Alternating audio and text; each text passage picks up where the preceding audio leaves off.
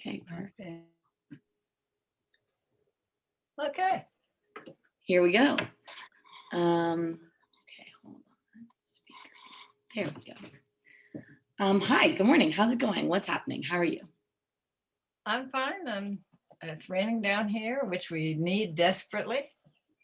That's nice. I'm just gonna plug. And yeah, things are fine. Things are fine. That's good. That's good. Yeah.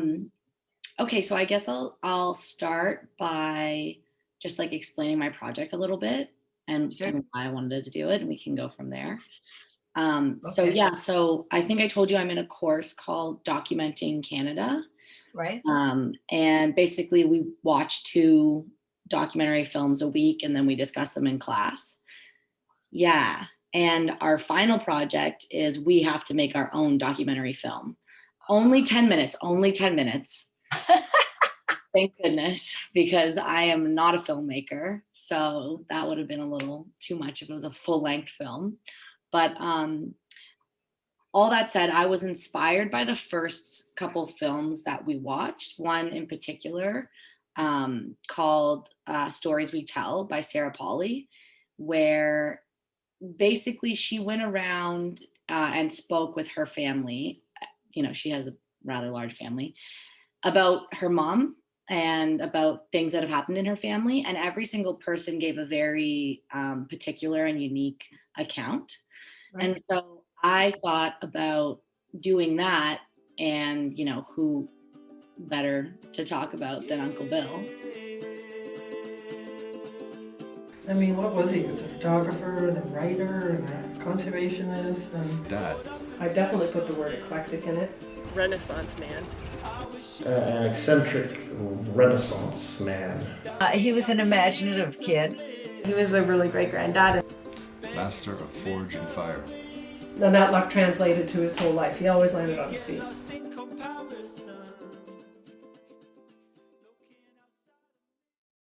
Purple Hill, beautiful place.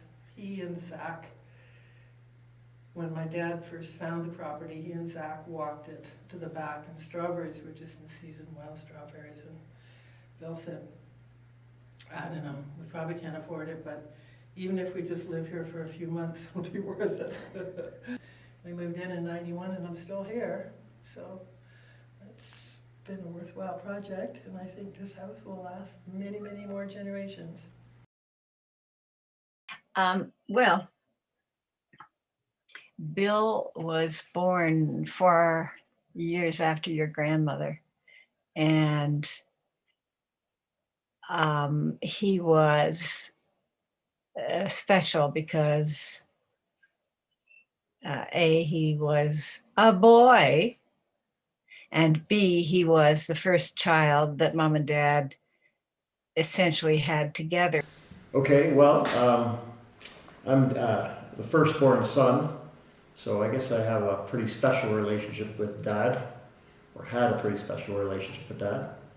So when I was a kid, he was like this superhero kind of figure that could fix anything, build anything, make anything. And, you know, everybody admired his work and what he did. And he would come down and pick you up and put you on his lap and fly into the sky, and we could bomb around and look at the deer running through the forest and see things that, you know, you never thought you'd see, because you can't see over people's fences usually, but get to know all the lay of the land. And he was, you know, great that way. Very excited, very, you know, always inspiring you to like be more creative, and, you know, congratulating you on the sandcastle you built or whatever like this. Yeah, okay, who was he to me? Well, I mean, he was to me, I think he was a pretty good dad. I think I was the third, and I came 9 years after my youngest brother.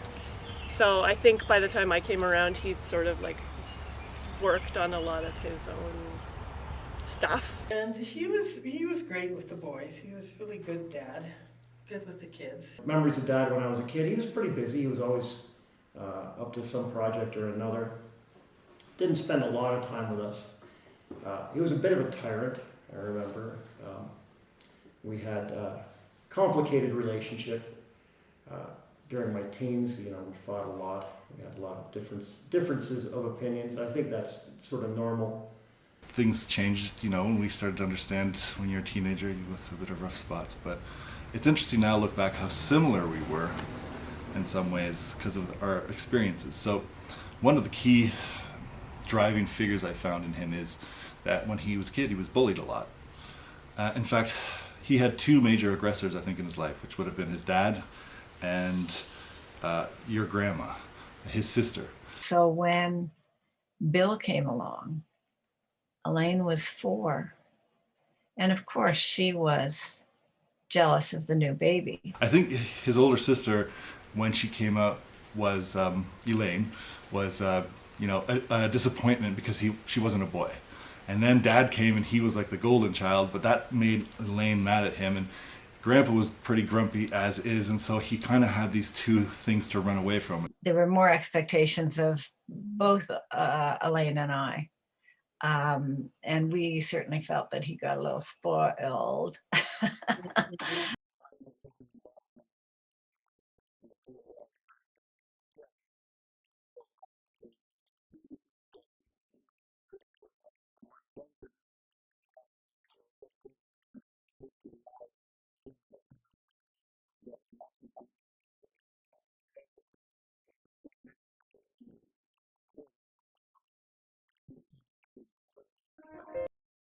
Okay, so I'm just going to start by kind of explaining to you what my motivation for the project is, and we can go from there. I didn't prepare specific questions to ask you because I feel like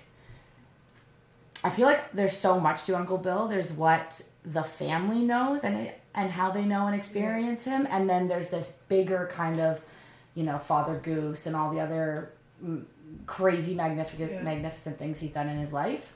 And so I wanted to get a different view. Like I know him, I know who he is, but I don't know him the way that you know him. And I don't know him the way that your kids know him or, Aaron knows him. Yeah. And that's the goal for me, is just to get to know him, see him through your eyes.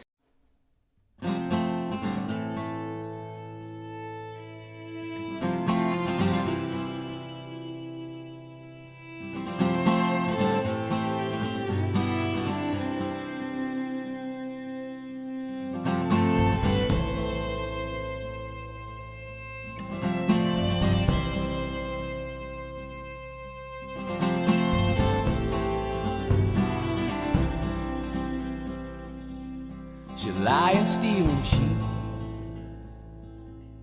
and beg you from